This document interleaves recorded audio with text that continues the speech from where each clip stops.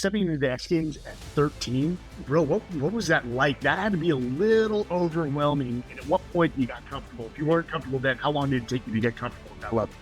The thing that was crazy is I wanted to enter sooner, but I remember X Games being like, well, it's not very extreme if a 10-year-old's doing it. It was a big decision for many reasons. It was like, okay, like I've been missing, days at school, family's like spending some money now to get me places. It's just becoming expensive. Like, are we doing this or are we not doing this? And like, yeah, maybe we can get away with a couple more years in the amateur division, but like, what's the point? And I had started winning the amateur divisions with the same kind of run and tricks every year. I wasn't progressing as much as I felt like I needed to. It's kind of phoning it in a little. The only reason being is I only rode with, people way better than me. My brother, he's 7 years older than me, all his friends are doing the tricks they're doing. And then I bumped down in my age bracket and I was, unstoppable. And so I think for me, going into competing at those early ages and especially professional, I remember my knees shaking at the start gate. I was like, oh God, said I was going to do it. Now I'm doing it and I'm here. And I remember being like incredibly nervous. From that day forward, it was all about me trying to be taken seriously as a credible,